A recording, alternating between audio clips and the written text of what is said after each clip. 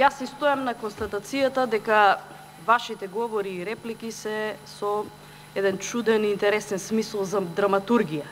И вашата драмолетка продолжува и деновиве, кога во отсуство на други аргументи зборувате за нешто што и вие сами не верувате во тоа што го зборувате.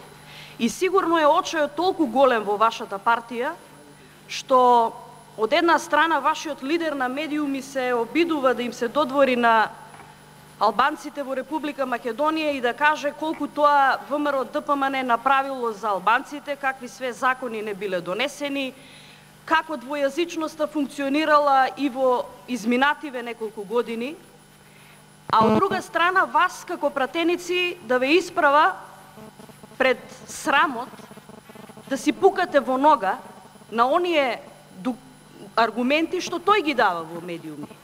Да зборувате спротивно на тоа што зборува вашиот лидер.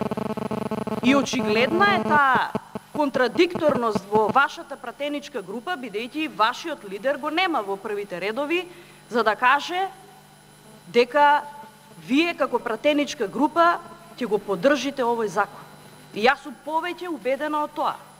И втор пат од говорница ќе ви кажам дека можам да се обложам со сите пратеници во вашата пратеничка група, дека по локалните избори, кога ќе дојде на ред, кога ќе заврши второто читање на законот, вие ќе го гласате законот за употреба на јазиците.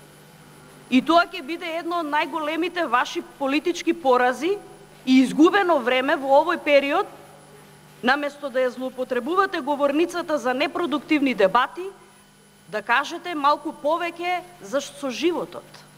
И прашувате како ќе им објаснеле граѓаните, нашите пратеници, кои ќе се врателе дома на граѓаните, како го донеле законот.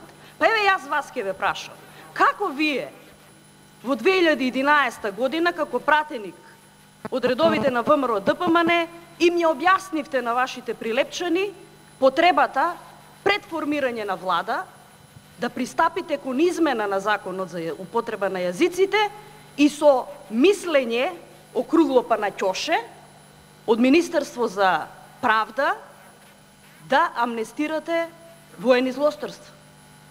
И јас имам храброст да зборувам за конзистентноста во моите експертски ставови од 2008 до денес. Но вие тоа како политичари, како пратеници го немате.